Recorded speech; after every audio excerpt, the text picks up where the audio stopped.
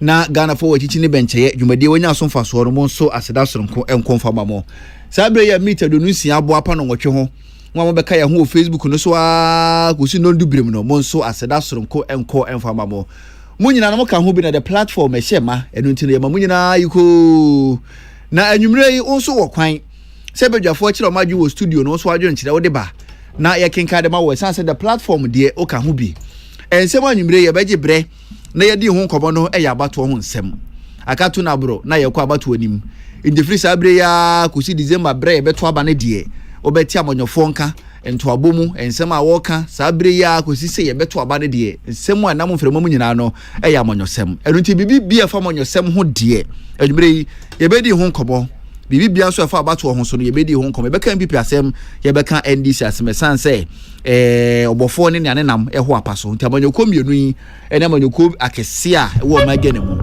eninti omo ene ye be di wo ho enkomo ene wadwe nkire no na wa voice note na wo di aba wo do voice note ne ba bia wo di free ba udin na wakai na wo di aka ho bia wo di free ba ene udin wakai na wo di aka voice note no ho number no 0556 700 0556 700 na odo voice note na fa ho fa udin kai udin ne bia odi free ba no na wakai na odi aka ho ebetomu abrepam no na yabo edi amawo owura fa de Osman obeti nka ewo NPP amonyoko no di mu owura Kwaku Suba na hene enso bobetene ka ewo NDC amanyoko no edi mu mpenifo na nwumre ye no musim konwa na ye di Ghana ho enkomo anything about election obeti ho asem nwumre ewo the platform so wadwe nkire no mese ene e voice note 0556 700 baby odi free ba udin na wakai na odi aka ho ebetomu abrepam na yabo na ye di amawo aseda enkonfama Patricia Safafa Elizabeth Jean Henry Minka Prince Abafo Asamoah na Nakua and Amansa that mesem ka ho bi nyina no ye boa na nwumre the cardinal na ya Kesseh wasim konwa the platform wodi eba besom na ya watena sedada ibetwe ho abatawu ya bank komotwetwe bi frase e wo the platform eso high peace 104.3 ye twe ho abasesia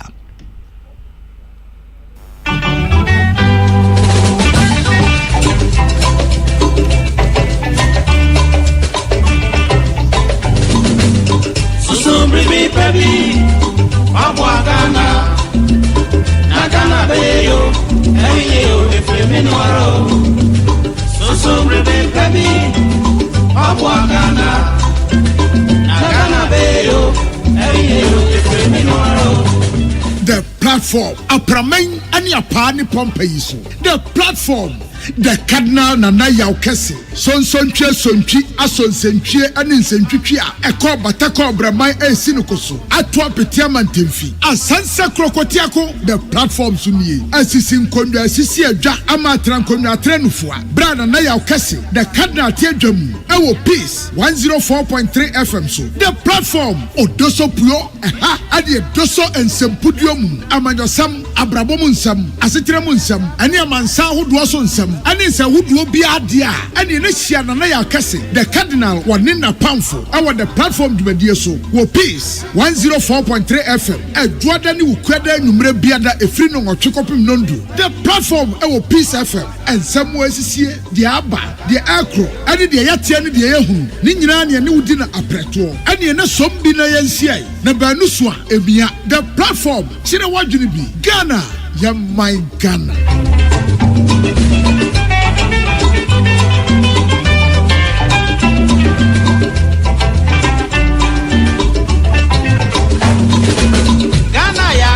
Batana, Yamieshra no da, Wamanu near my penny nala, na Wamanodo.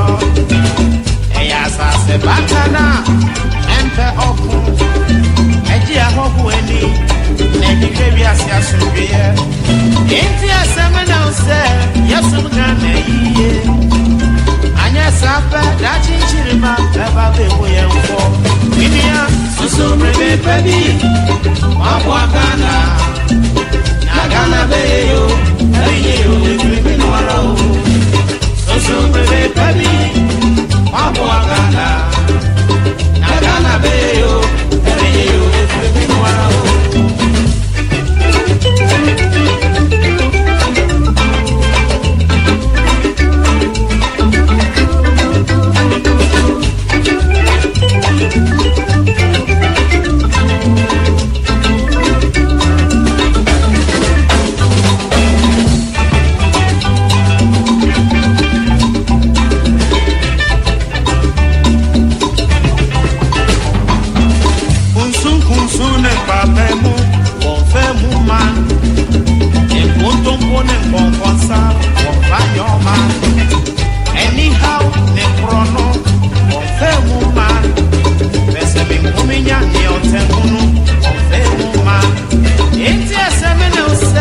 yasum gane ye anya sape dati chiriba baba be kuyemko minia so breve pedi ma kwa gana na gana be yo e premi marao so breve pedi ma kwa gana na gana be yo e premi marao.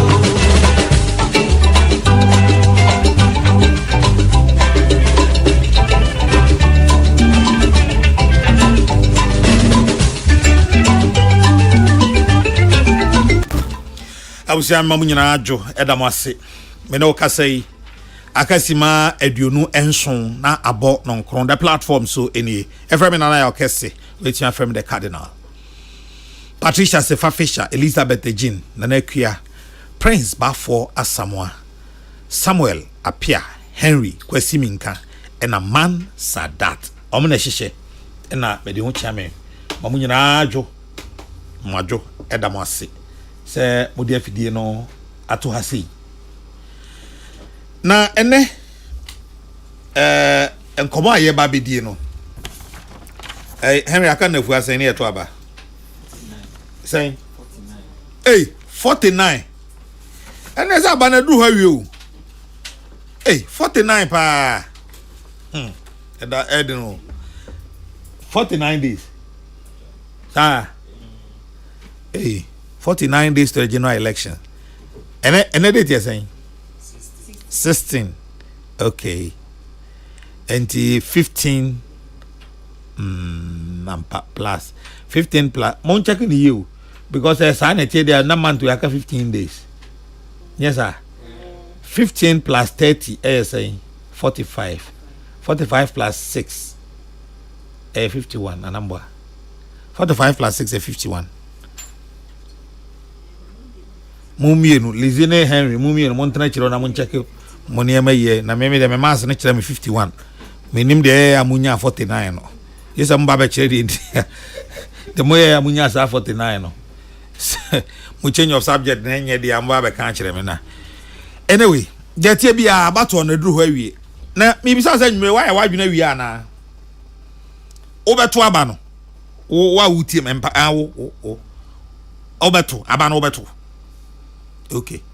Na sa obeto de wo hu a wo gina so akwakoto aba no.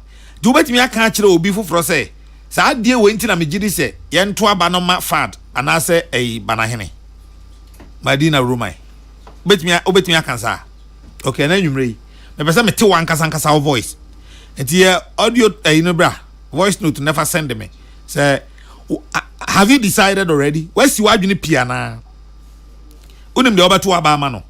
Edi entina woto abana ma no na obetimi edi ne ho adanse a kire obi se sa nipa we a meto aba ma no no minim so oti say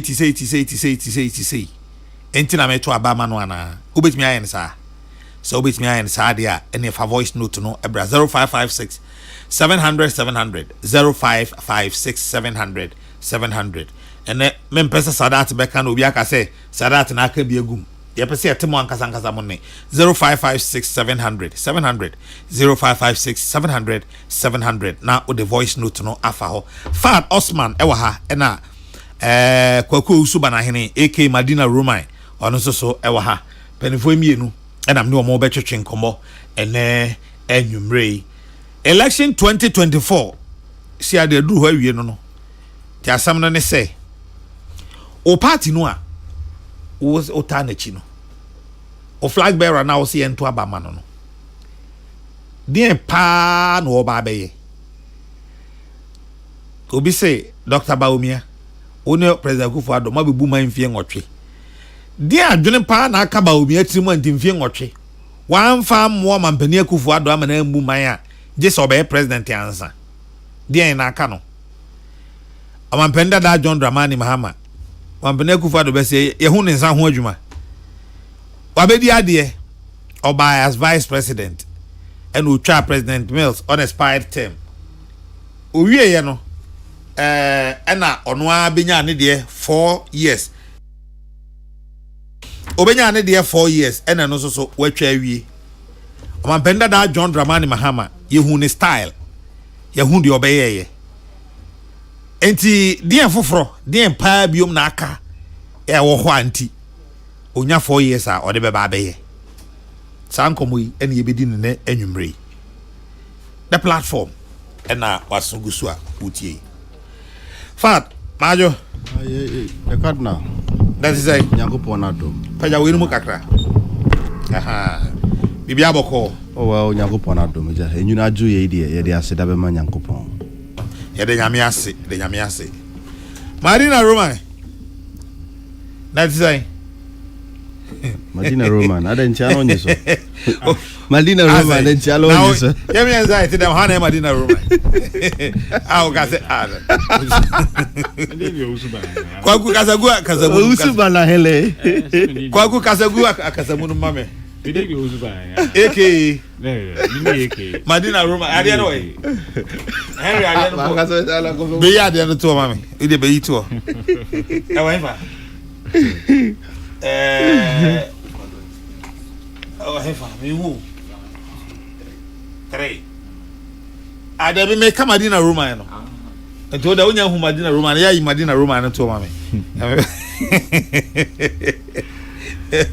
Baku madam baku e fa ne de la ho oso bana manka Madina Roman no hu sa wo no aba ada wono ko Roman bi de la Roman ni pa Roman Roman ni Kesseh pa ya danasi Dala your boyfriend is here na say last week na you call you know Oze Romans demonstration last Friday Galamsey na what me call there be parchment man kubi say me no kasa wa hana wo di mu akotre pa say Friday no na me plans nyina ne say anka meko okay but BBC na say me campus ko ya de okay and a Friday so na me morning show okay na chairman general ni ho oh my eti me wie ye no na de me ko campus so kan ma ye 1 hour late oh okay but I still have to make it obasanya sa de anka meko and now na ye obogo prepare interview pacho wan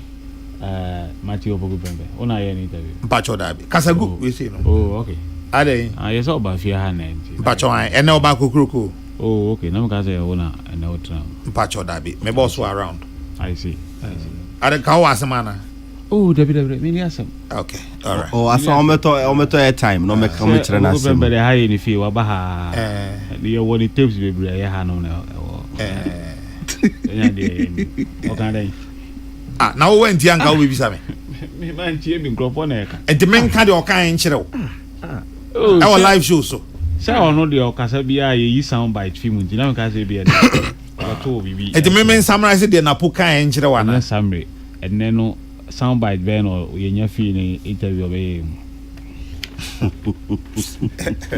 Bono for be say ordinu ordine pa wallahi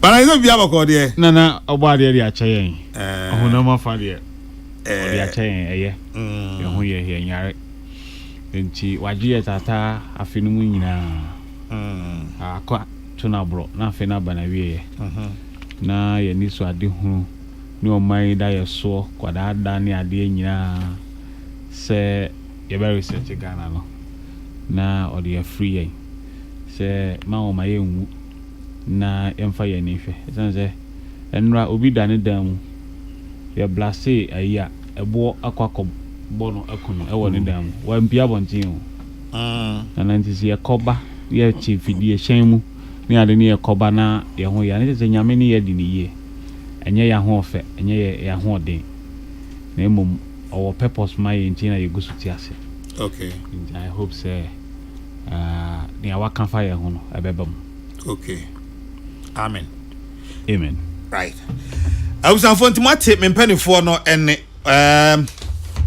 mo amenti sa advert in free ho me wi a na fe ene kakra o ye da to aso na ya ba na start discussion no we every new patriotic party amanyokun ho asem nkai wo say omo flag bearer no a wode no eba no ne ho eni asem o flag bearer obetimi aginadi na oyo obi a wode wade agya na enyira oyo obi a okanokre ena afi oyo obi so a odwene ehwe kan Dr. Baumia asem ena meken ɔte WhatsApp ase na MPPC mfanto wanim sɛ aba ye kwa akɔte no December 7th yi ɛyɛ Ghana daache ɛho aba ɛne ye kwa akɔto no na daache no yɛ omu mienu yɛ wɔ obi a ɔno gidi sɛ daache no ɛbɛyɛ yie ɛna obi susu a ɔno so nyi ni sɛ daache no ɛbɛtumi ayɛ yie ɔno de ɔbɛka bi a ɔsɛ ɛnyɛ yie ɔka sɛ ɛnyɛ yie na sɛ wobɛyɛ ne yie wie a ɔsɛ me na metuma ayɛ ne yie mu mfa nhyɛ me nsa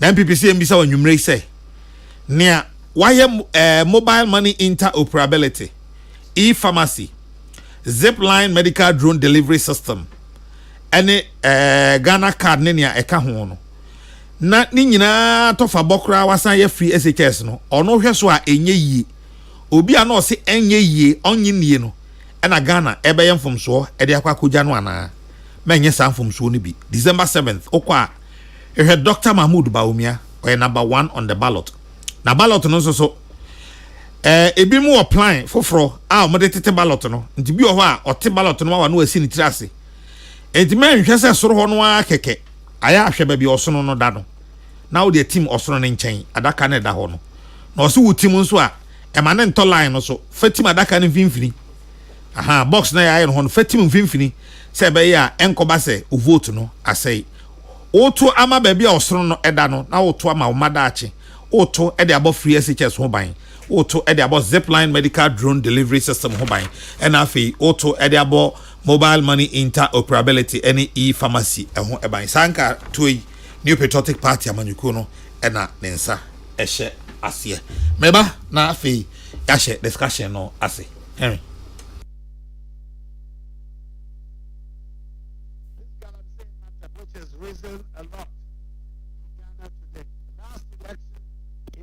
In the mining districts of the country, the MPP did very badly, largely because the NDC presidential candidate and the party had gone around the mining areas and saying that the policy that I was implementing of trying to stop Galamsey would be reversed when he came to power, and that those who were already in jail for offenses, the Galamsey offenses, all of them would be amnestied.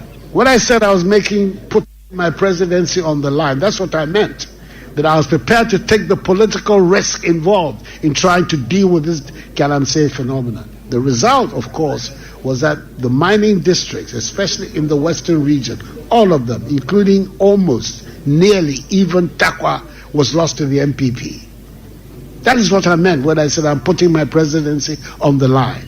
That I was prepared to take the political risk involved in coming to grips with this problem. Today, he's saying that no, he doesn't believe in jailing, that he's against Galamsey, that he will enforce the law. So once again, we have to ask ourselves, Mr. J.M., where do you stand? What are you telling the people of Ghana? Because every time you speak from one corner of your mouth and you speak from another corner of your mouth. Let us hear from you direct, straight up. What do you stand for? We need to know. The candidate, the MPP presidential candidate, has gone on record as saying that as far as he's concerned, he is prepared to sign a pact that will take the Galamsey issue out of our politics, to depoliticize it, to commit him and our party, all of us, agreeing that we would deal with this Galamsey phenomenon on a non-partisan basis. We have yet to hear from the NDC presidential candidate. I'm asking him to also come out and support the idea of a political pact on Galamsey. I am very concerned about who is going to come and sit in this room next week. And I'm urging your son on you. I'm urging all of you here in the Northeast region to come together as one and put your shoulder to the wheel to make your son, Muhammadu Bawumia, the next president of Ghana.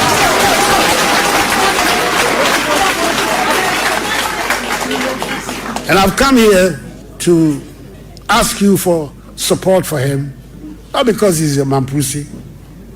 It's important. We all have to come from somewhere. Each one of us, we come from somewhere. So, but that's not the issue. It's not where you come from. It's your quality. That's what matters. And this man has the quality to be the next president of Ghana. If there's anybody who can testify to his capacity, his ability, his sense of duty, it is me, Nana Addo Dankwa Akufo-Addo. I can make that.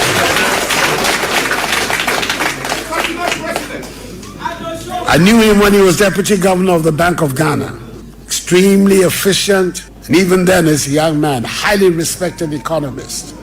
Paul Akwa, who was the governor of the Bank of Ghana, was a good friend of mine. Then I was Attorney General, and he had nothing but the best words of commendation for his deputy, Bawumia.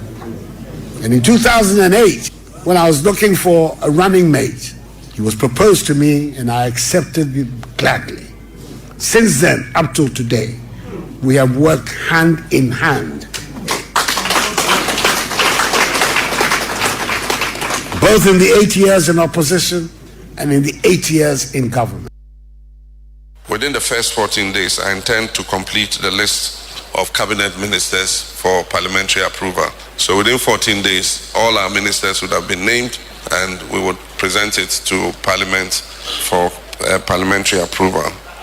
We also intend to establish the leanest and most efficient government in the history of the Fourth Republic within the first 90 days in office. Once you present the list to Parliament, Parliament has to sit and vet the ministers and eventually approve them before they can take office.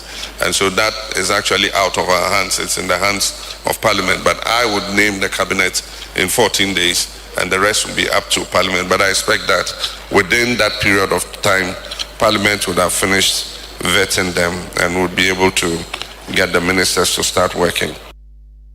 I remember Shafiq, they're just like you, the future belongs to you. And that is why we of this generation must work hard so that we can put this country back on our feet, so that we can hand the country back to you.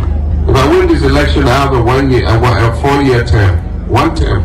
I will spend that 4 years making sure that I reset this country, reset the economy, reset our governance, reset our attitudes, so that Ghana can have hope again, so that our young people can have hope in this country. When you mention the name of J.J. Rowling, district assemblies come to mind. When you mention the name of John Ajakum Kufuor, National Health Insurance Scheme comes to mind. When you mention Nana Addo Dankwa Akufo-Addo, free senior high school comes to mind. But when you mention John Mahama, Doomsaw, that's what we hear. We want someone who's going to take our country forward, not backward. All right, Ebrasu said you had a discussion na sheso enti voice note no monfabra na in the next 5 minutes emaya why late enti menyi biom. Fad, God now. Yes, boss. In the next 15 minutes, minimum tier for 80. Okay. Yeah, kwa kotoaba in Yes. 51 days. Yes. O candidate ya Udinachi, Alaji Dr. Mahmoud Bawumia. Yes. How credible is that your candidate? That's your brother. Was served as vice president almost 8 years. Dear Nakano. Is it that Bibi Juanes and Kodebua President Akufo-Addo and went to man farm one? Dear na Kabawumia into say Ghana assign Twaba Emano in the next 15 minutes. That's your brother card now. I think I'm in chair with TFO in your Mary Namen Fakwenyi so now. So now can you a candidate or North or Bono East region or your campaign? Then you may be named a TFO and Mamin Fakwenyi so chia and Papa Bia last 2 weeks. Maybe I'll show Sukoye. Papa Penny Mupao, the cardinal. Me pon shoot on our friends say, hey, na meet you or Peace FM. Timfa Kunye so na mentia na Alhaji Abu Fadama. Yeah. Okay. Alhaji Enfa. Oh, Fadama hey. Okay. Friend is a national chief imam, one of his right hand man Nibia. Ono aso na ne ba ne Baba Sadiq. Ah. Baba Sadiq. I just mean so in big so vice president officer. Ne mane o munyina. Me papa prako penor no. Ti enyumelaji me chia soronko. Na me ba me papa ba ko so wo ho a. Okay. Ono no so wentie platform a ona. Wow. Efeno Bishop Matthew Adaimensa. Beautiful. Gospel Light International Church. Ono ene so for penia odano. Beautiful. Enti Bishop Matthew Adaimensa. Enyumre memoajo papa. Na ho ye de. Nyame nka ho. All right. Me that's be the card now. About ye koto no 7 December. E ababia ye de say it's about the future. No be busa say Dr. Mahmoud Bawumia, why vice president 8 years. E dey enti Ghana for ento aba emani bion. Meta ka asem we say oko political branding mo ho the cardinal. Ye wa ade be fair no the party brand, the candidates and the policy. Enti aba ye koto no 7 December no. Ofa political parties mienu na edikan na the New Patriotic Party and at the NDC as a party no your former candidate now your former president John Dramani Mahama, that's the person of the candidates of the party and more policies our media to akwa Ghana for yedi hun komo sa na for the New Patriotic Party you the candidates Dr. Alhaji Mahmoud Bawumia and you the policies yedi to akwa mu and say the party ankasa the Ghana for numere me de saa nema mieni na abetutu nsani ni na edi nkomo na Ghana for mogidi se yebe we nkomodie na dodo na no enya adwen sakra bi se sakamento ma MPP fo a enumere nkoma ye di ntimeto ma MPP fo the cardinal de omunie Dr. Mahmoud Bawumia nya akwanya nye president eda the highest officer wa occupy the vice presidential office na momentum pompo echi no the cardinal yebetimi akan 1, 2, 3, 33 different policy initiatives Dr. Alhaji Mahmoud Bawumia or vice president what media ba ponoso Ghana for and yedi hun komo enu ntisa Ghana for buza se dem bio na aka opeso ye de boa ne pa bebre o ho a Dr. Mahmoud Bawumia mo onya kwanya so be president or de beto Ghana for enim no de aboa ma ye economy na ye bebi ye nam no ye pagya na ho den a ye wo na bebuza so no vice president na wan fani nyina Anthony boss enim ena ma boss 33 yo the cardinal na sabio 33 aye ken enne Ghana for do na bedi adanse se na nwumra me no kasei abo 854 banks nyina apon na mmom no o mobile money na wo phone so o bank account a wa connect to mobile money ama na friend mobile money interoperability no empon ye minim the card minim social media ye wo yi say udi agro hobby dia me every weekend me pemo ne advert bi by say so 2 am with me ko bank e cash check minim so say advert na and the crowd and is for the statement about say advert no mun so omo policy na o mun timi kire mu yie. This is where this economy is heading towards a digital economy. You don't need to be at the banking hall at any point in time, but you can still have access to all the financial services bank na render the mawo. This is the vision of Dr. Alhaji Mahmoud Bawumia. Ebe busa so na digitalization se bi se ni no kra digitalization se bi enye dokono na we to play so na ja se bi wedi na mmom no digitalization and the efficiency and the ba and the effectiveness and the ba de wo ye bie mu enka ne no so no pa na se so utwa kwan eco banking hall, eco health insurance office, eco passport office, eco DVL office, utwa kwan eco tenase etweme ehwewa and systems na Dr. Mahmoud Bawumia e de ato akwan mu no e kire se ni kwan so betwa sa kwan no bio akosa office wo. It's a 30-minute important ka obedi in office wa udi sa 30 minutes no e ya de from an ye more productive na aboa wo nipa na wo so sabio individual level economy na wo so wo mu no apeja ne kakra ma wo. This is how important digitalization drives are to any economy. It's a better Ghana for bebre baby Dr. Mahmoud Obia de ekono esombo pa yie e science na o man bia onimu bia sabio afa ne to pefra no ne fapem kese pa ogina so no say all digital systems are interoperable.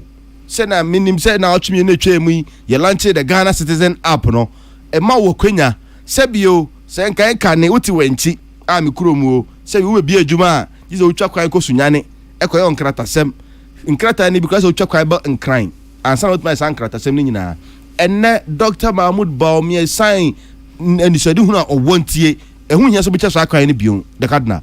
All you need is just an app on your phone. Who input to Ghana card data now. Integrate all these platforms and more productive in the job we mo. It's when Dr. Mahmoud Bawumia propose. Ebinumusio aden and on for the nama. The beautiful thing is what me advanced 33 policies so far. And I know say the whole of Africa open medical drone system a super Ghana hana ewo. A sign in the Dr. Mahmoud Bawumia ewo. And I know say you be catch so medical drones crash sebi misrebium. E ba be hwe ye ma medeja e o medwarie. Enne ya ba be hu scientist a. E je be se Ghana for. These are some of the things Dr. Mahmoud Bawumia ewo GD say de kwanya ne ma no na oto so obetimi aye. Ebinom se onye ni nyina nne e no credit card na. The important thing is aba ye kotoe eye aba e be take effect 2025 January 7th to 2028. It's a promise bia anticipation is minya kwenya toa so a de meye nie na wa outline bebre na mesere kakra bi within a minute se mebo kakra so o man mu the cardinal ye nyina gitumu se etuotue ho de pa yie na emre bia no na enipaku kakra bi na aban ni kuma mo ho mutu ato etika emre bia na the pressure aba be sisa enipaku kakra no so Dr. Mahmoud Bawumia se sign the Ghana card initiative no de ba yen and the Ghana ni bia digital identity ntino and now with me identify Ghana ni bia in terms of tax identification number. Now aboa menne you almost close to 90% of adults and I mean ka say omu nyina our tax identification number ho. Dr. Mahmoud Bawumia so nya kwenya ba beto so as president ye ba be bie ye tax net no mu ye ba be widen the tax net no ne nya reforms in our tax regimes in this country na sa reforms no ebe boa ma sebio obi biara sebi se one Ghana cedi empo na unya as income akwenya beba so betua so kakra bi as tax to government na pressure no every kakra na etua no so akọ edom no so etoso biom Bawumia se and na de ba ko higher Kesseh power man mu port duties ayi nyina gitum se oba sub region no mu a Togofo Silome ebinum kura se free port se bi enye free port ade Dr. Bawumia so nya kwenya toa so a the cardinal oba be reforms in our tax regimes our port services no mu na kwenya ba se bi wo kra ne ma ba ye ni Togofo analome for port no charges na bit ma benchmark na ye pekakra and I beba former chain no na ye port na ye more attractive it when na Dr. Mahmoud Bawumia proposes a Ghana for de kwenya manoa oba ba ya boa yen sem di kan kan no onye president da na mmom no Ghana for do na be kai ne nyuma pa wa ye as vice president sebi mesrebio sempesa me compare umienu na me compare John Mahama as president as against Bawumia as vice president. The best I can do is me compare John Mahama as vice president as against Dr. Mahmoud Bawumia as vice president. Me can say we dey bia John Dramani Mahama as vice president no media me kai said the late president Professor Evans Fifi Atamos e catch Ghana for nyina say the famous STS Korea housing deal na Ghana sign here no na the office of the vice president and in charge of it. One important policy be say ye help him and me throw challenge you know Emma NDC for and say for enumerate say omon try a single housing unit John Dramani Mahama as vice president or team supervisor may see no and that particular policy there is none. This is the records of John Dramani Mahama as against the records of a vice president. In this fourth republic, you know, or the most impactful vice president Ghana Enya. It's Ghana for the donor sremo abana yakotono and futuro bembebre and sembia bema nukrebi animo Bawumia said or a liar a bimo description or no or a liar just because the born and saying sabi policies are your promise in 2016. And sending you better na kunya so e sign promise 2020 a ye ntimi anye bie no enu nti a so ye otrofu yo. That is the basis. But this is the question, the cardinal. Ya catch Ghana for the donor say your manifesto na about 2016 no. Ya timi achieve mu 82%. 18% ntimi enye yen. Ya say catch Ghana for say your 2020 manifesto na about ye no. Emu 80% ya timi ayemu. Emu 20% yenye se sebio se o promise bibi na wan ntima nyina na ntia fro liar ene me busa Ghana for the cardinal minim so betma boa media over the history of our fourth republic the greatest political scam in the history of our fourth republic one time health insurance premium meboa. That's the greatest political scam. So Kesseh Amena 2008. When a vice president of Maimu, and John Dramani Mahama. And the Sebio said John Baumia policy be promise and Timania, Nenunti, Binumsio, credibility no, questionable. And then Mibusa Ghana for one time health insurance policy, no, why the propose ye, why the promise Ghana for, yet me who ye. It's a better Ghana for. Politicians, dear, we will make promises with anticipation. Say within a space of 4 years, no, ye be ye mudu duana ne be nina. Ye intima nye binaka krebika and in sebi. There is a question on the credibility of Dr. Mahmoud Bawumia, or a very credible, reliable, and the competence, in this Fourth Republic. What Teresa Vice President or Bon Humodin Chang Obia in this Fourth Republic, Dr. Mahmoud Bawumia. Ye man Quenya man twaso. After 7th January 2025, media more GDS Tronco said the policies now were outlining a first-class digital economy events, a digital economy or proposing Ghana for the donor benye Jumaye 1 million Ghanaians are seeing training in youth events and IT skills. And the card now, but I promise one thing be me just say ni enka hu some ye. I say jobs abroad. So when we say policy now the card now. Me no ka say nyumre. Opa ye pon show ya. Tesano police and ben hey ya yanko records yanko check records nhwe first time visa fraud just because we person to kan ko breach ko ye adwuma Ghana ko police station bie mo visa fraud Ghana for do na ye buom guso e free side adwuma na Dr. Bawumia say there be it is time government takes a deliberate attempt and an effort say ye ko pay adwuma e wo aman so ye labor na ye wodo man mu no ye compare other countries o me sa labor no na ya export labor no akosa man no so we a government policy we here say we be to sika ma connection man bia bia. This is the policy that Dr. Mahmoud Bawumia proposes Ghana for man kwenya man to aso a ne ono so etime ayade as apagya ye man no enu bi nie it's Ghana for ye sramo. In as much as we do admit, say your policies now, your manifesto no, ya intimi achieve 100%, your 82% 2016, 80% 2020 no, your GDS runku se Ghana for to Dr. Mahmoud Bawumia so and ye pabe brain na wo hwa or the babe Ghana for benya so mfaso. E twa to kra ne se o se Ghana ane free senior high school edi hunkoma John Mahama Ajetum say oba beto aso no. Yes, say ye ne shase and we are on record. Say ye started free senior high school. Na mom no Dr. Mahmoud Bawumia say obesere Ghana for tertiary education hu hia pa. Na mom na hwe ho de ha kakra betima ya boa ne se ye nuan ma sebi omadi dem are persons living with disability for ye nye tertiary education free of charge emma omo sebi de wari koto pen no okaso be cry ye nyina chinie a sign say a catcher Ghana for say be more free senior high school education a bit of advert Maku 28 sebi egu sa policy na numase no yetimi de ba yen say catcher Ghana for say na ye wo ye beto ma tertiary education free for all persons with disabilities Ghana for nye emu GDA say sebi yenka ensan ko echi nka catcher Ghana for so ye promise one time health insurance policy na emom ye ntimi anyanti yesremo mo ma yen to aso na enye for ado from there bi ye promise ye Send 2012 Ghana for John Mahama promise ye say obe establish youth development fund 10 million Ghana cedis we ntimi anye or promise ye nuanum sirimfo so be share processing plant we ntimi anye or sign promise eastern region western region for cocoa processing plant we ntimi anye I can list 150 promises John Mahama ye 2012 onye kunya be president wa anye mu ba kumpo.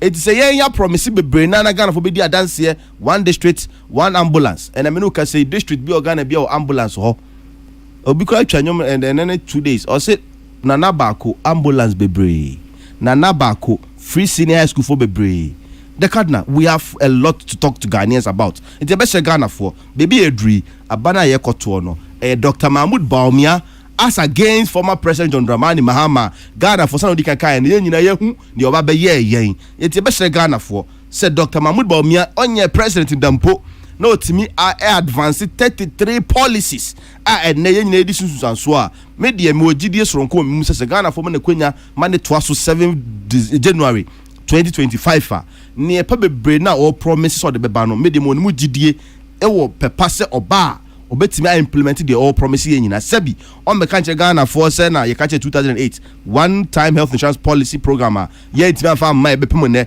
ye mpa ho chowda no ye be share Ghana for sebi ba o me anya sa all right sebi ba o me onye sa akurisem ni bie onya kwenya obe implement policies a outline ni nyina e sign quarter wa we penalty okaso be we cry magana for enyina chini de kadna me da se be Mate me da se me ma 15 minutes why 15 minutes 23 seconds Fad Osman or a member of the MPP's communication team on the Kesseh Wiesiano Kwaku Owusu Bana Hene Medina Roman aka Medina Roman Ejeku Nana medical chair Kwaku peja ka kana kasa den so kakaka medical chair peja mahama babi obia ani na bedi achi Professor Jenana Opokwajima nyame nkom Nana anka minya ya anka metam ne kra me de nyina ma fa no abobo ene ma 33 a Dr. Bawumia se waye no oh MC jama microphone no problem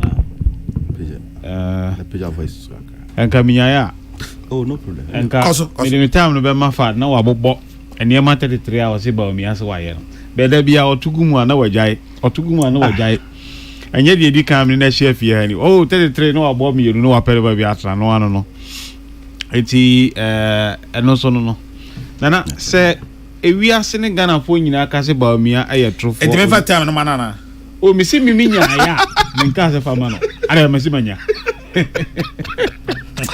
aka se oh David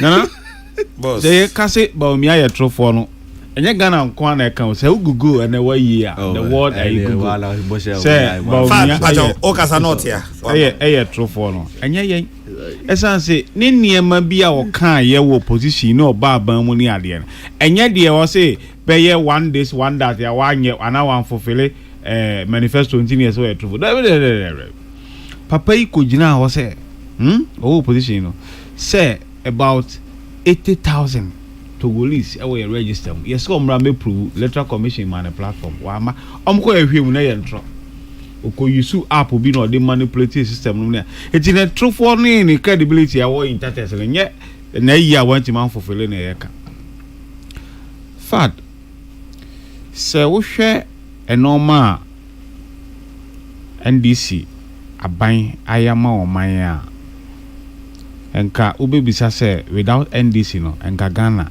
ewo he se ebini Ghana Free Zones Authority NDC and set it up oko yen biggest a taxia am I revenue pa VAT NDC ene VAT mobile mo yakwa ko do 22% wo hwe energy sector levy act NDC and so a taxia da petroleum products wa ma o man sika papa no wa hwe Ghana Investment Infrastructure Fund eno NDC wa Heritage Fund Stabilization Fund GIPC Act Ghana Investment Promotion Center Get Fund in education infrastructure kese o man mu nyina na mo de bom ho asafo hene ni nyina NDC eti o bisa ho say without NDC nka o man ye be ye de so that's it. Oh, sorry, I will say more 80% of your manifesto. At the end, metrics now will the measure I was what fulfill 80% of your manifesto. Because near my baby, I'll cast over here where Jimmy Amaye, who will see 180 schools within your 1 year or so. One to me and yet, we see 1 year, obey agenda 111, one to me and yet, a gusu honum, who will see one village, one dam, one to me and yet, how I could see the catcher said dams and a meaningless dam. Because 250,000 cannot build meaningful dam. It's a dry spell about enough for you say aduane any hormone ade. Dams na demand several purpose be is kana mutugu keke. Dia mo so to know and nine be a mobile boss no want me anye and they app be a mo to say tracker obeko ubia a toilet ni uncompleted projects money ade. It's there in pa na wo kase wa fulfill 80%. Monto figure to foot from Ghanaians will not ask question no from who you don't back it with any data. So that's here. Mahmoud Babia our opposition or my economic lecture. The fundamentals are weak. The exchange rate will expose you. The thing you can't fundamentals or can't inflation oka a policy rate mu ni ade nyina affected the exchange rate oba ban mu na exchange rate obeto 3 cedi 80 pesos ya usi nanye entika wo se mahama ban esi ni trase no oja o man wo oba ya nei dollar atwa mu 17 cedis $1 17 cedis and over pounds adu 22 cedis ni akire etinka wo di asem ne enka nkire ebisa the fundamentals ne say o say it is true then it is true now there you are coming to justify why the fundamentals cannot save the city we nyina na yeka papa oni credibility na ensemu a papa yake kan de agu krata so kwa meye we na nsen wo say obemu mobile phone na waje 1 cd bosum bia watua 1 cd 2 cd ni ade say wajai ho asem ka okofa say blue ocean economy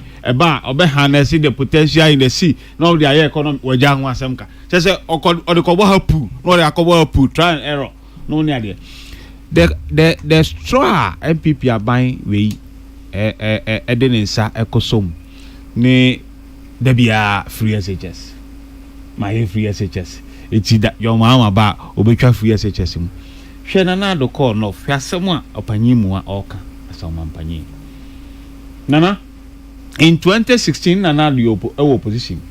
John Mahama as president echo presidential debate. Nana do checking out Wama. In 2020, we call him for debate Wama. Today, he has the effrontery to stand on political platform say Adena Mahama Ejane debate. Now, Bisase Akufo-Addo, President Akufo-Addo Kasa, does he listen to himself? And I say, I refrain. Me fans en fi ni kwa nim kakra ntia bi say na ya ni re fi nsam bi ade say yes ni mama ni bi jan okra won jimi hu mu di no the din for na from no because banana stay on track I'm on track stay on track because nana o hwe ensem a papa no ekeka because o hwe say John Mahama oni bibia to his name the owo ewodum so ade say nana Akufo-Addo ayi Galamsey ne pension na Galamsey atu atese. Is it right to say Nana Galamsey the other coffee I the dia or the coffee and is a Galamsey what you mean to us or no na so no the party for ni na busu for be ye Galamsey pa President Akufo-Addo at the coffee Nana campaign aye John Mahama watch the policies be say ade how mighty to pa eye adwuma jobs ranche wo ho bebre wie school omuni adwuma aban ni solution bia da bia o see youth employment da bia see youth employment ukra ai degree uko ye youth employment adwuma na ama 700 omo e pra na ama 250 we ni adwuma e se ye da bi enti adwuma titiri nti na papa esi da bi me da so bi ba ye fa 24 hour economy na ye bie nyuma companies be signing up that no more provide jobs ama Ghana for because I say nipa se uni adwuma ya wasitram etesen ene light bill, no water bill, every year be a year adjustment, upward adjustment, money cost. None of you, how do you pay all these bills? 8 year the 24-hour economy, but we only can't go to home pay. Or say, chop as a 4 year 24-hour economy, and then now can DKB as some. We see DKB acquire advert, but we only can't say 24 hours economy, chop 4 year economy. Mu minister or not, or say amount for no more year number that's all muko full man you are. You people say this. No be acquire advert, then the only about hike. Communication if NDC buy and say ilipa bebre abasa on person mo boa NDC adwuma be who communication department bureau ye Rasami Jemfida no nenu omumye anoba buy na ye hu adwuma ko a person de boa party na ye nyina ye ba amambe so me kan wasama mahudia me kan we sing from the same hymn enye boni so ta say it is obi akoye na advert da mo so da ya mo na mo be kan wasam ye we haven't condemned the advert. What is your problem? Talk about your own policy and amboa. John Mahama say, "Emma, any kita adwuma economy asetre. Bojua we ton we ko market emma bebre. Enti what the Women Development Bank ba. Bosia ene bank ya MPP aban ba ya nanka local banks ya. Ukwa wa beti manya bosia omo ekra ne ma fi abochire omo nya bosia de yi omo ne ma omo eton ne ma omo expand on business aboso kan for kan shi mokola no ne ade amunya MPP aban ya be gusa local banks yi nyina 9 of them were good 23 savings and loans any over 400 microcredit 56 financial house wagunu nyina ma ne adwuma ni ho ukọ baabi a unya bosia na ade abia adwuma nti o mampanyi mahama se o de sa women's bank yi ba na beso emasene edwadie no mo ne ade sa bank no so de wo mu ne se manko na be ye ho adwuma ba fa de ukọ wa unya adwuma from drivers to security to tellers to bibia ye manko na be ho adwuma na ma kwaje bosia esi hu no ebia be kakra bi ana even kra de obekwaje no ana abesan de akọ se ne ye bi wo eze bank no so tiase eti sa ma beje bosia atre economy nim the micro economy so tiase bodua na betre economy ama o man ye se ma di ya en economy no ye dai ye se ezan se enemi be ya me petrol asan me kire me ye se minu ba ma me bibi nto petrol ngu me kam o di ama me so tiase ezan se odi dwa ndi dwadie de boa economy no ati boa ma ti jo ma se o de sa de we ba na bedi akire professor Jena na opoku agima the first woman vice president nyame adom a ebeba so 2024 na ebe champion no sa de we e ben under office of that vice president no was na ebe yi nana so wo hwe eniema edi oman nya Galamsey titu pa President Kufuor o say we give up we throw the hands in air because the party for say omom to aba wi ansan na why then we fight Galamsey and today he issued a statement through his communication director and oka say flag bearers should come and sign a pact say omo ba Galamsey omo betu wana mo nana you are still the president until January 2025 again na wo ya won't mean to Galamsey na say o frɛ obi o opposition say ono me sign pact and me to Galamsey asema now wo as president no na ho fa so ne say because yama soldier for yama police for yama fire service for immigration customs bibia to fight Galamsey yama wa sika osi uhia sika dia akoto drones ya dia ma uhia sika dia to speedboat ya dia ma uhia sika dia to gold catcher ya dia ma ultimate fight Galamsey e dia biem na yen opposition ya me we don't pay tax to us ya yen sika to fight it. How are we going to fight it? Oh hono what fail you and your government you are failed but me anti so kasi oba obeye say yan obwa because of our power he couldn't do it and you are telling yourself oba obeye say they are fighting Galamsey. What are you going to do? What are you doing now? Yeah na we here be able to fight Galamsey our man yan farmer fuwa yeji wo go ekwade ma I Galam stop ni operation I Vanguard for money ade it's over 400 million cedis and you couldn't fight it. It's one is dirtier than you came to meet. And now no weekend now I call Ochiman Ochihin 25th anniversary. Hono mampanya Kufuor kase Ochihin ya de pa wa championing environmental issues. Am an environment na e clean so nyina ayeye. All kan na ne chebi hono no ya to ne water treatment plant mu. Ya to wo nana ya to enti na meka de President Kufuor kasa ya kasa otie ne ho ana. Sanse ni bibia o kano ensisi so papa nana I say offer about me Mahmoud Bawumia no Bank of Ghana no deputy governor na sika 72 parenting offer about me ene ni KPI offer no a odi ne ko convince NPP party say oni card now so me pesa me de ne ba say obeboa me economy no ene eti say your rating agency your da junk status your inflation was 22 point something %. Your policy rate now 29%. It's interest rate and I'm 35%. Nana, your debt to GDP 104.3%. And today I'm about me abet me akase. Why ye abo economy ya? I'm a man for a year. A yumago and all the buy CD to dollar blue and ne ukotadia okra and ne doknokra adu 7 cedis. Pebo eti dia na Bawumia be ye ya amoman atumpon a enu nti wo se obetimi adi o mampanye fa ade no ma no because standard ya Kufuor set here e wo low eti na Bawumia face say he can become the president. He doesn't qualify. He cannot do it.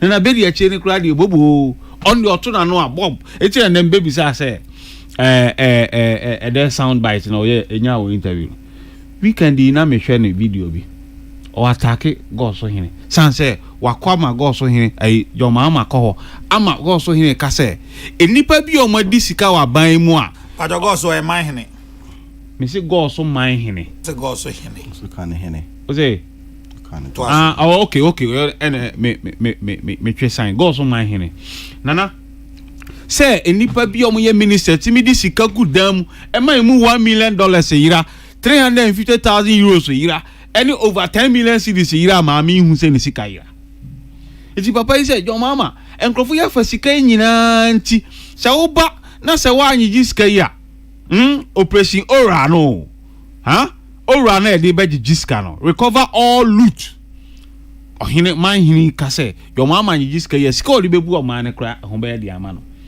na po man na no so odi jo mama kra no wo ho no oye corrupt wakoje Ford wo contractor ho wakoma road contract no wakoje sika na edem ha ya ena opoku prempe be grantee interview one teacher one laptop ena okase ono ani PA kwasi obi info so na ni teachers ni sign contract na o PA ni teachers sign contract na contract na wan dia laptops you couldn't supply them teacher for demand sika mo che 1,008 per head you couldn't supply the platform the laptops all right nana opoku prempe kroya sign man set what time aso meba me wrap it up no mathematical set enema me no what time na so and me dey wrap it up no it is your corruption the opoku prempe you more corrupt than any other individual na the party what power until they can cover him now tomorrow if he's not in power nema oba ansa o court no ono akata ne ho bejuri no okay nti mejimi di se de mu mienu mo aka se first round enu nti na mo gidi se yento aba emfama mo flag bearers enye sa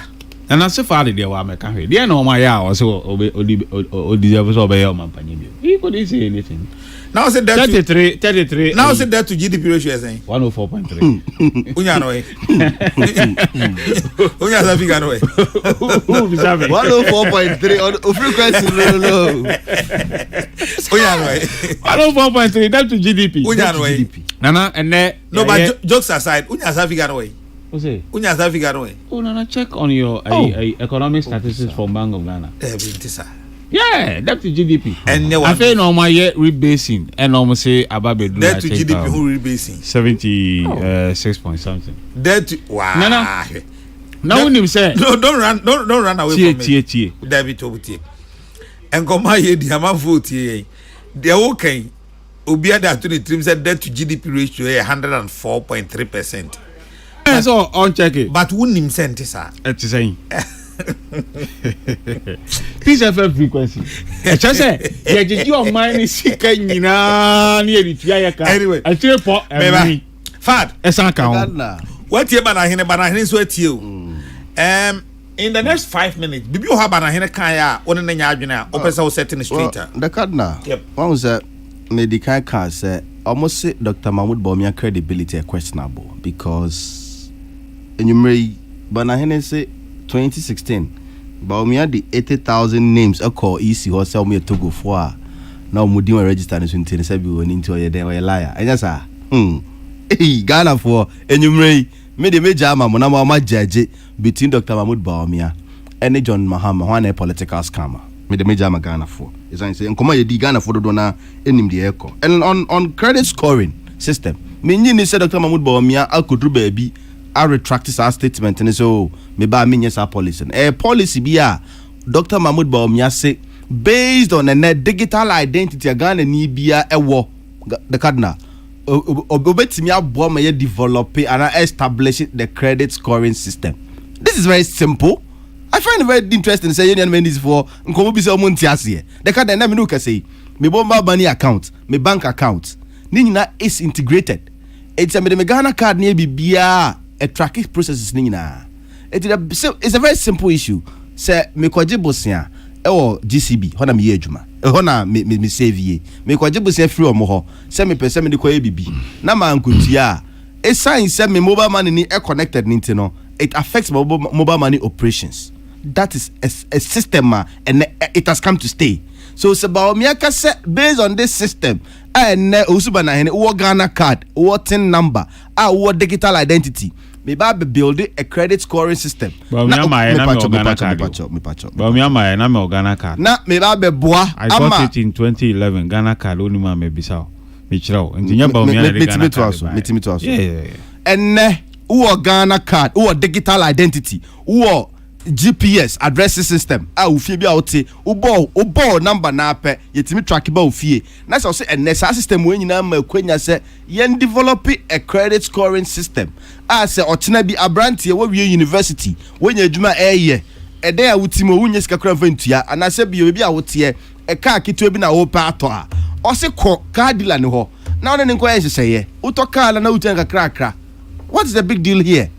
I mean, the NDC for finding very difficult to appreciate this policy. Other areas are mutu kai kono. Ebi wo ho. Ne aboa mo emrante bia ne sebi pressure ma mo so bobo esika no prekope ansa na wetima koto ade bia ohia. Na odi mobile phone ye mfanto ho ne se ne mobile phone po na ope. Na se wo credit scoring system ho na okoje phone no na otwe otua 10 Ghana cedis a. Afi ba ko ntwenwie.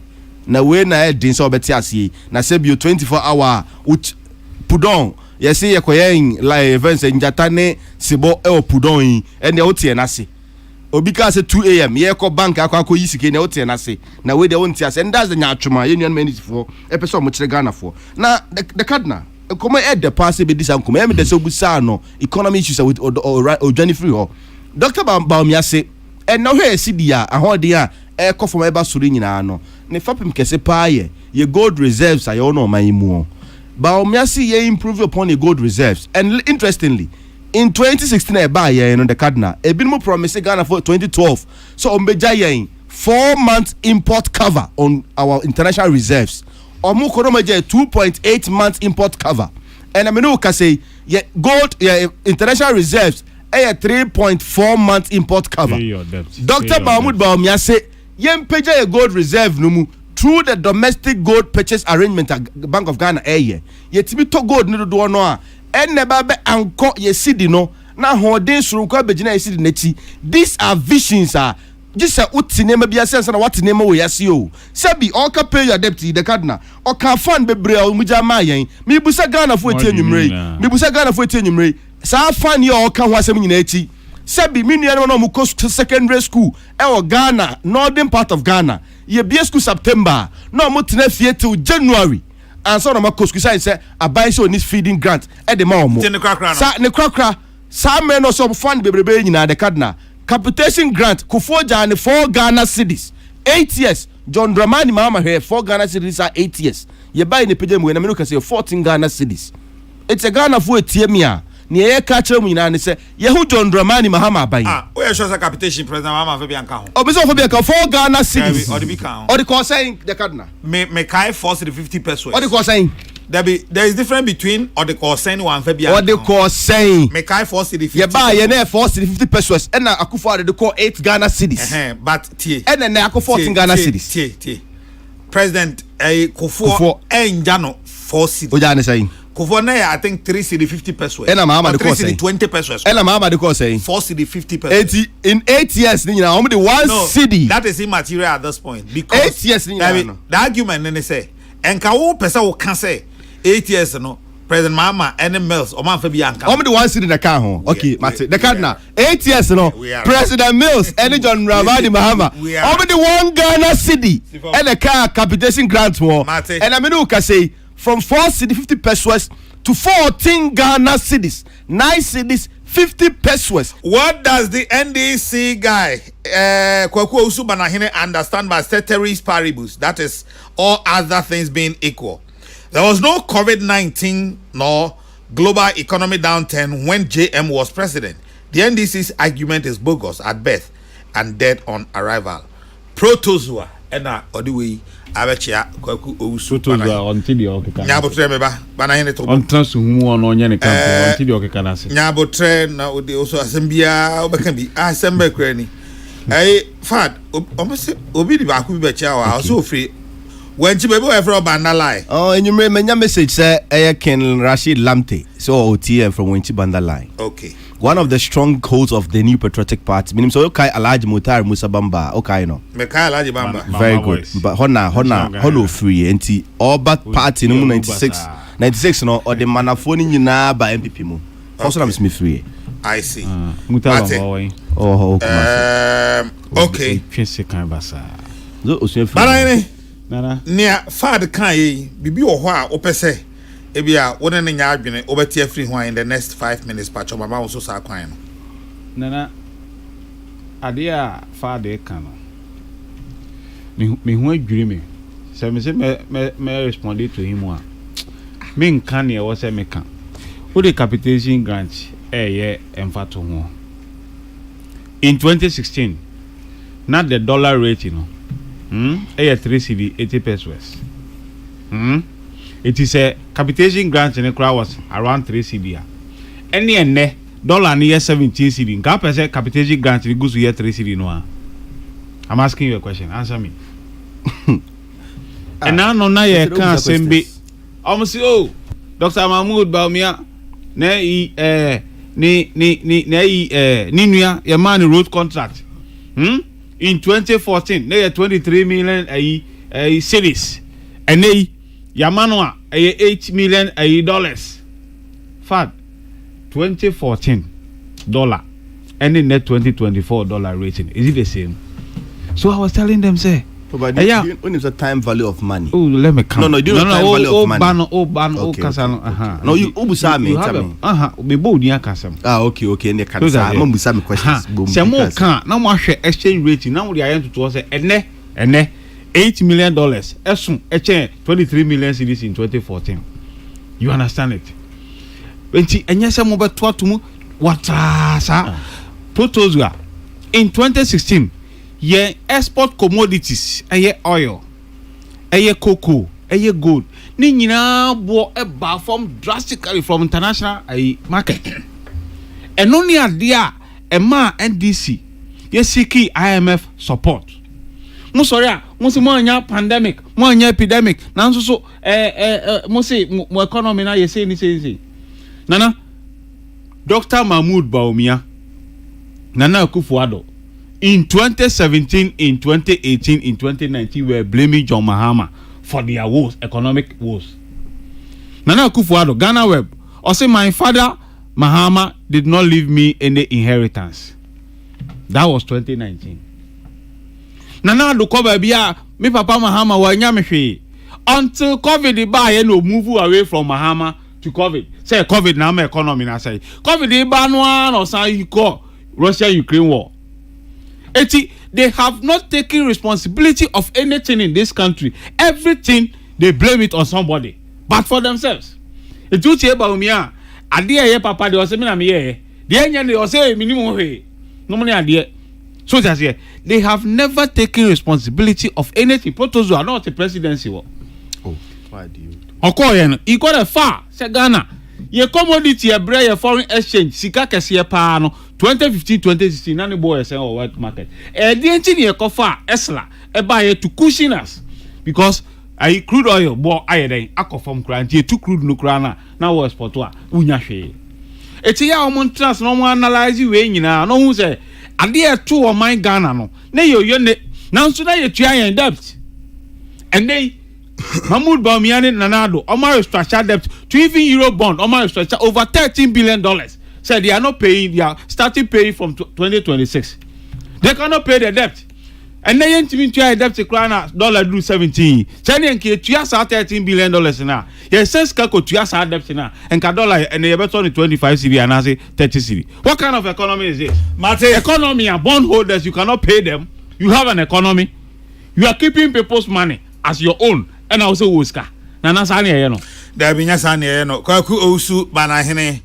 Madina Ruma, Medase Papa, enche be a voice note no but before that no me say man sadat etika kra free ho na fe me de aka no echo voice note no eso enti man sadat ben aka the video na ye ha de be say man sadat etika kra free but sadat bebe mu sesi at least for me in Ahafonka same I will vote for Dr. Bawumia and Honorable Yausu Brempong because most of the young people who had no hope for secondary education are confident they can also get free access to senior high school again. We in Ahafo know that there is an abundance of ambulance for healthcare delivery and many more, including stable electricity. OBS Ahafo and Kasemo. My question has still not been answered. Cardinal, will dollar prices ever go back to 4 cedi when the NDC return to power? Well, prices of goods and services go back to that of 2016. I want Kwaku Ousu Banahene, aka Medina Roman, to answer that for me. Pajomon so Medina Roman mo ya aje amanaba be popular pa o. Kwaku Ousu Banahene, aka Medina Roman. Man Sadat. The Cardinal. Man Sadat. The Cardinal. Now say. Nana, never can you. Sir. Or they take a crave and send a voice note not so. Okay, Nana. Me take a crave you horror more. My dream to be a media for Facebook on so. And I'm making kind of on Facebook for last week. Monday no. Yabamoho and then say Yabamoho. To WhatsApp for the album voice note into Facebook for no mudi. Mame Abba will say, oh, hey. Yeah, that's papa pass over Facebook no so.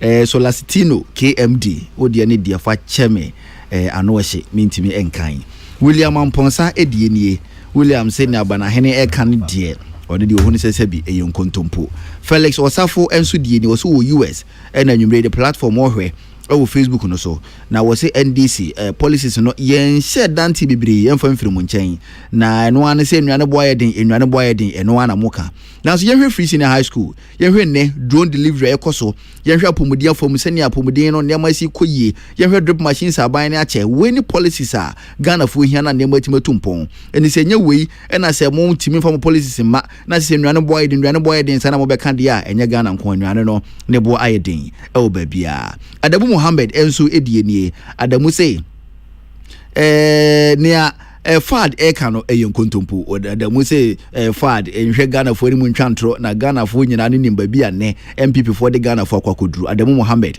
ene de no so eba betu mu Charles York enso edienie o say NDC only political party a o say Dr. Alhaji Mahmoud Bawumia o yesebi o yebawolaya anaso utwantro enya no kreda so opegyene no utwantro na ekamia kwese NDC fo nya kwan na wo furu simpie bia na se wo pese opegyene no omgo no hu fi na we ne nkyere se enka ne Ghana mampere mugo Dr. Alhaji Mahmoud Bawumia hu fi krompo a obetumi aba Charles York edie no Samson Anavura enso edienie o se na ya me pa chopa ka kire ura Kwaku Ousu Banahene ema me say former president when NDC parliamentary candidate no Ghana card no omunya omudie no omunya omudie a nanado ene Bawumia ne modern bonti ena omuga ene omunsa aka Ghana card Samson onso die na makenkan so lasino odie no mesimi ntimi kenkan ya okantata enso edie nie wo say it is high time Ghana wo say dollar ne be ho no mu akrum ha na ye price in dollars dan bi ho ne o se braso se Ghana penifo timi do mo na si form ne ye timi jai sa de no e ka ho bi na ma ho kire aba krum ha no mo sa no wo se amanyofo no mo hwe na o mo so o mo nka ho asem esanse ne amanyoni krampo no titiriu omukomra se bedwefie a omu budget a dollars ene ye ne ento se mpinifo hwe na dollars ne kamia ko ese ne ya gintre ha wo Ghana bibia mu no omu hwe no omu form na ensi form fanfa ho Samson makenkan ba ko e wo soro ho no dada na emu we ne different message na so se be ye ne metima kenkan foforo die enti no ba ko pe Ankoma Foster ofon share bia Chimasa district achimbiani wonso die enie o say yes election da Ghana ni mu die ya konya pa de ma Ghana fo se Ghana fo to ba no mu yi aban pa obetimi abo na niema fa na tuma padie fira abampa no so obetimi abo no NPP aban o se encha Ankoma Rebecca Ntiamoa achim ayire bi Ankoma Foster o de a o de ba no abra phobia enso die nie o se GM all the way ko mensa pillar 2 do me kwa benya constituency o se free senior high school any TVET eno na opedia na wa press 1 special greetings en confirma unumanyamfo ama dokuya PC o kankwe north any lawyer Michael Kwe Junior PC do me kwa benya constituency ko mensa pillar 2 onso die no Ankoma Foster makenkan vida jiwa entry o se na ye wanwumiri me chia papa dwuma de ubobi e de aso mada Ghana ye from vida entry mo Germany Facebook no so e na mehwe wanwumiri e de afri abrafo bi makenkan wo de na ba wo de message no afri de wo de message ankasa ba damfo o se sakomo no e na nwumiri ubutu a wutie the platform o se abasobon confirm nana o bodwuma pa e de asom Ghana Oh, family so na menko voice note. Okay. Veronica Dede Edieni. Veronica say NPP all the way, hoping for the best, also hoping for the best party wins this election in December. Okay, Veronica Odiano. No comments makenkan vada won so makenkan Amisco spelele makenkan also ko enter sun kakani tojaw. Odi na bidi twato. Osi December 7. Ghana ni bia ento aba enfama Dr. Alhaji Mahmoud Bawumia. Osi Bawumia all the way. Enchian koma Messi Akwa Emmanuel Akwa Connecticut US na munyana no mo also kwamte so ni message enso enie. Pate meda say man salat na oten nka no me ka say na momfa voice note emra your voice note kakra e wa say dem do ba ne de obviously nya de betimi aye nti no kakra no a yetimi asone so no yenti e no na fe hwe de mo ankasa moka yes we did because every ko ente so December 7th ye pe obi a obetima ye o man yie nipa Ghana fo nyina ye ni dana so ene Dr. Mahmoud Bawumia it December 7 Ghana ni bia nsore nkoto abane yentu no bum man Dr. Mahmoud Bawumia Pacho ko fitata na kasa ye fi South Africa na me fele sorry pa ma Ghana fo binuma sabre nyina ne nyina no omo etie omampani abedi chire Dr. Bawumia sabe na wo say Ghana for amuti o nyina edi da ho no mu say papa we no ono de efibra ofia mayon se mo ase akasa no entronko no di coming 7th December no na de nyina to be twa bibie ni wo mbe ya betu ya charge ajo na NDC ye papa John Dramani Mahama abefa kobia no na Ghana for ho atom Bishop General ni asama Kesseh ya ma to papa e face church because we should here ayama oni biefo a fi se kan no se bie school ana wabufra bi nya sesa ehun sensem afina ko pani bi ana mpacho wabufra nya school na money school fees ana pemu kwan sem bebre na se se die unya dia utwana wa to honi ema na eno you are free to go timpam chom dia ka free SHS nti beto aba abo free SHS so ba fem kwa mama fun South Africa so de say dia we afia bato ye tu ye choma ye madachi e pobi o vision ye pe vision obebo man vision ye sine so vision papa the vision ono ni Dr. Mahmoud Bawumia ono na best no sa cha obatampa ibira okunsi omina number 1 idinde Samuel K amo mantam hene mfrefia suaba wo hwe aso amfa ntwetwe ho and say this what said dem kura wontumi MPP Bawumia ne ma waye no wontumi e say one ne master ekufado one boy papa ofie education ho nti nyati bia no MPP ne mesan woni bio kaso free nkoko efem obo ware ne adwomama de o man ekuduriye ame yeda sumu mfie numu ne akiri regina juze ngodo ubi zaze hwana ngoto ba mama ne de me madwe ne se ento ba mama Dr. Mahmoud Bawumia because so free SHS ni ahwe yi ne nkofo ibapa omo di mu se gon yaeka nti me de me so madwe no efremi na nefo me de metu abana Bawumia efise Bawumia me hu bibi papa bi oni NDC Mahama di enim oni bibi papa biara o de braye bi efise ye hu ni nsa no adwuma deda oba e 4 years o de yeko dumsum enti sa na o samba o de ye be ko dumsum ni bibi papa biara maye me often my we SS the intia me de ma decide my dreams metu ma ba me MPP. It is possible because me benefit amanya wo me education me minimum achieve ya ko education na ya we this year nti me benefit amanya wo no so obi ya de ma wa o si uji na ye na nyankopon krati me ya de show nti me ma seda na me de be me MPP me nti me nkotuma aba mo bi fufuro a oni pa nya hwe ma me de MPP ya ma na so mani nti me suma ya de metuma aba ma no na Kesseh ye frame wo so a chan ai mai masima bi sem afi meto aba pa nso meto aba ma MPP if you say Bawumia o ene kwafo Bawumia o wani sidu hunu Bawumia na bi mu do Bawumia chese utimu say o drink kan nti meto ma ba ma ya femina na ya mekasa fila dade kotopo meto aba pa na number 1 we decided check because me mama you any free SHS and your man can easy don't sepa Pacho me de Isaac esa me kasa fi gomwa budumbura me di mo me de madwe pa wo metimpa ne se in fact me hwe Dr. Mahmoud Bawumia na amamu no ne na na do bu ye na ɔnyɛ president but no ɔyɛ vice but wohwɛ nsɛnkyerɛnne a ɔde ba nsɛnkraeɛ a ɔde baeɛ no a ɛtumi sɛ nsa to abɔma no a nneɛma bebree bɛsan asesa wɔ Ghana ha ma Ghana bɛtumi ade akɔ yɛ anim. Mede Richard mefrɛ firi East Legon Baomia number 1 deɛ wafa awie na mmom problem kakra wɔ ndis fɔ no sɛ Mahama or campaign a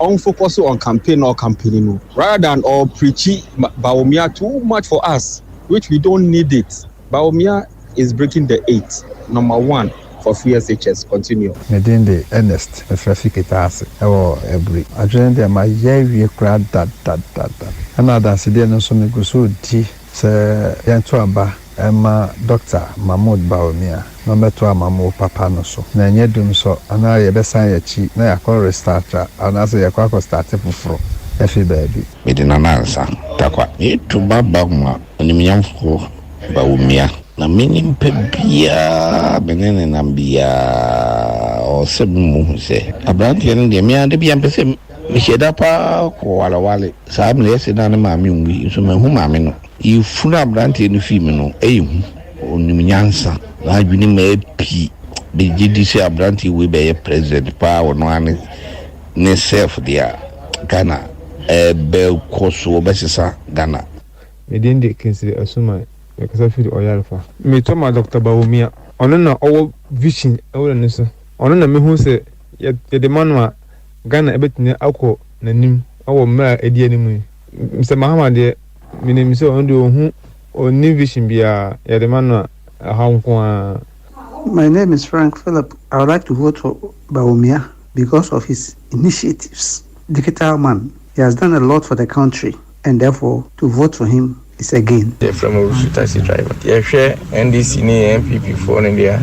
Say Ubia Udin Kwechri and I say Udin Udachi Ubia no beto abanama MPP. The NCA me pese yento abama Dr. Mahmoud Baomia me say o mana aba ami ehun say free education no free say na o man panyin dada ajo Mahama no say enya ade a ebeba so for na nti o mutimi ye ma eba so nti no pese yen san to aba ma wo ma na o mon san to aso o frame eni eku Kesseh finsan leto aba ma Dr. Mahmoud Baomia no abreak 8 no ato aso atwa ma another pre ono so asisi sam ayen sam ye the trauma sa ankrofi wo free SHS a one man class fomba ene obia tumi akoranim enya kwan akosku akese nampo ebrimu enya scholarship akosua do abrochiri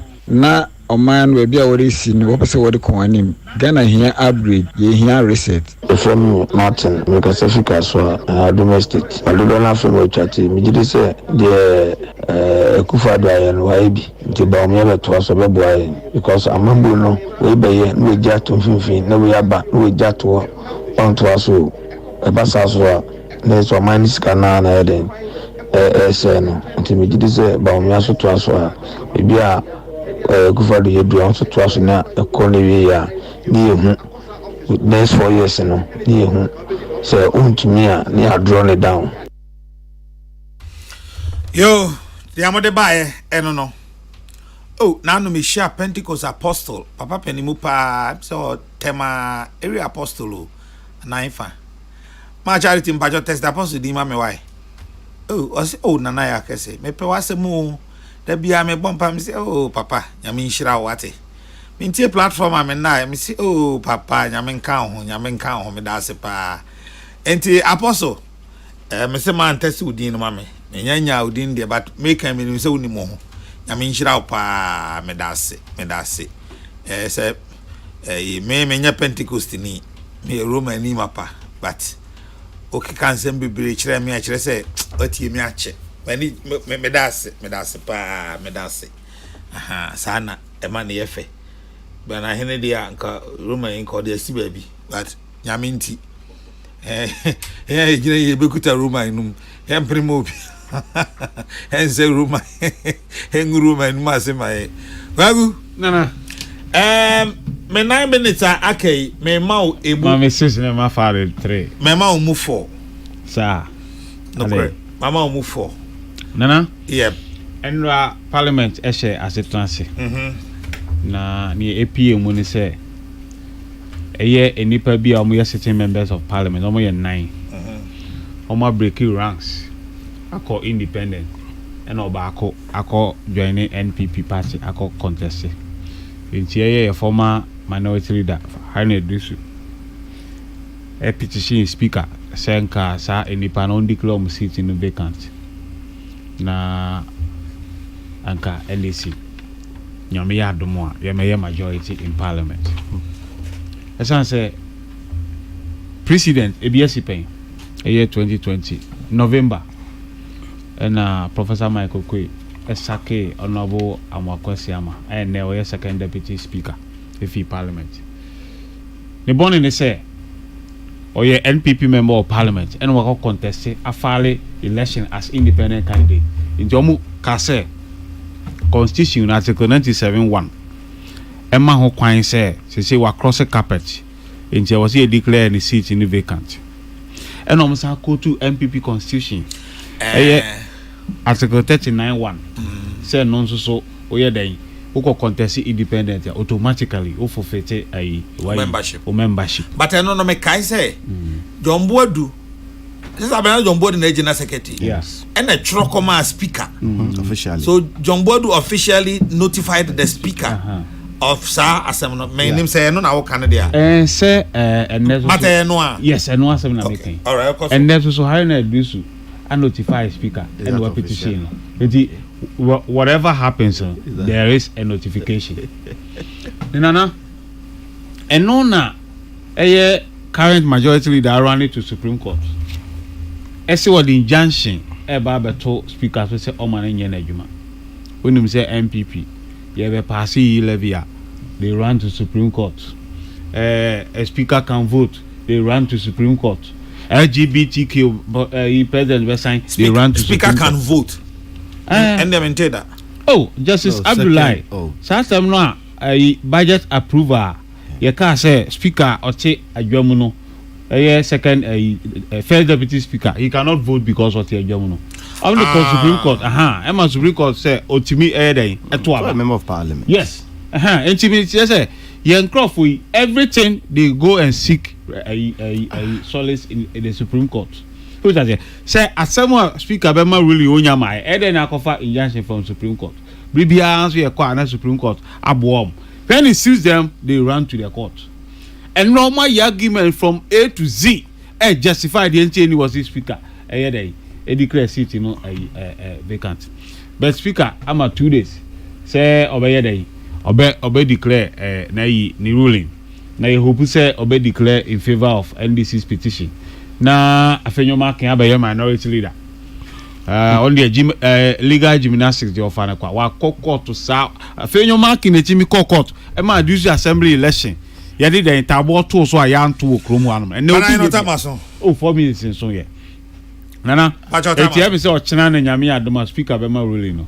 Nti afenyo marking be ko adwuma anopa no no majority leader nyumro be fi as minority leader. NDC ba be. Mama mi sa won ti si an munya majority na mo de yeren. Hey! Nyama bebre.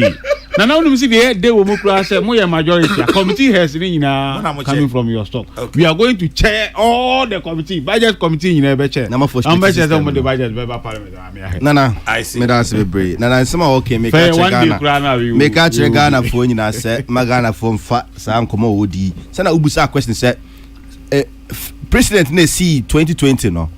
The General Secretary of the New Patriotic Party officially notified Speaker of Parliament. Mr.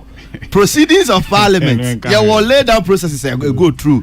As you speak, Nipa na bo mudi no omo resigning from the New Patriotic Party. The cardinal.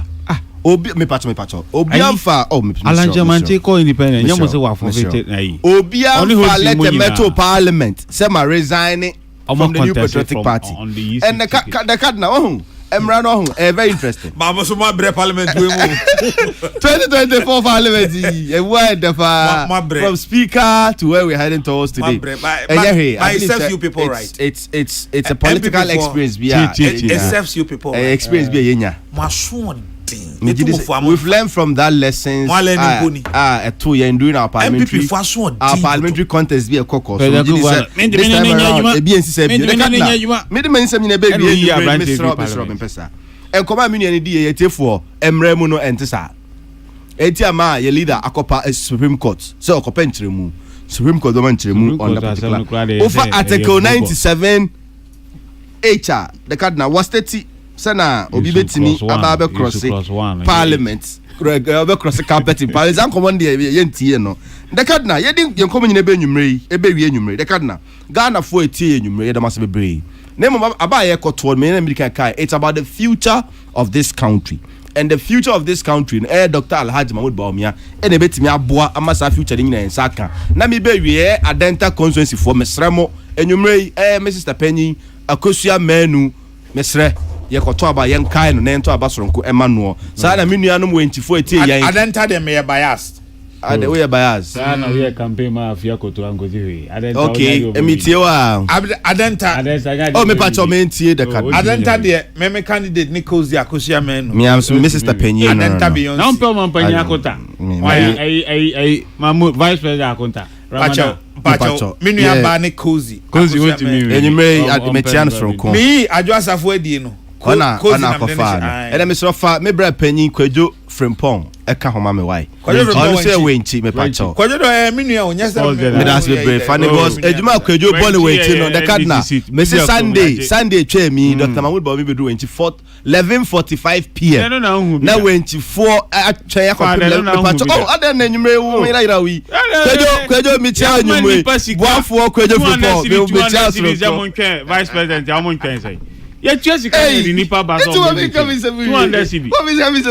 Mr. Ochano Panunum, Epemu Pepe, TV, not to United Television. Na Eshe, Live Truth, Live Catholic. Why? Na Yenye Catholic GDA, Emu Enchre. Emma Fuse say Romania UTM, your Rosary Month. Your Rosary Month. Enti. On say Rosary ni bikra, minimubia, on Rosary Month, I go in on see bidda. Banane. Where's your Rosary Month? No, my sorry, some. Hey,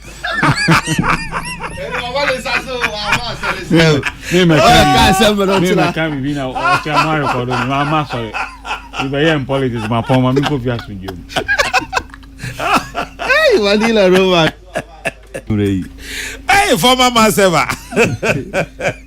Now I don't know your Masewa. Who say your course again school now, you're very empty for maybe no so abeshayas because your call body answer. Now when you come myself will be maybe no abeshayas. And about Uja say, oh, yes, I say transition. If you are now cause CYO near there, not there. Oh, no, Roman semi dear or Hoka Crabas or the 2 hatch, also in a cofa. Also in a cofa.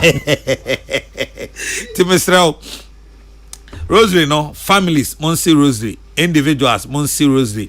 And as a church, Munshia, na Munsi Rosary, the whole of this month of October, Rosary month. And Usibia, na intentions also marrying feet, na or the account. Yaminko Bia, when you are Breti and then you mray a home. A friend and I are Kesseh, waiting from the Cardinal. Fad Osman, and a Kwaku Ousu Banahene, Banahene Kasama NDC, and a Fad Ekasayama NPP. Patricia Sefafisha, Elizabeth Jean, Prince Bafwa Samuel Apia, Henry Kwesi Minka, and a man Sadat. Omne Shishe, and I'm di Huchiame. Yame Yadma, Yawono, Edwada. The Radasum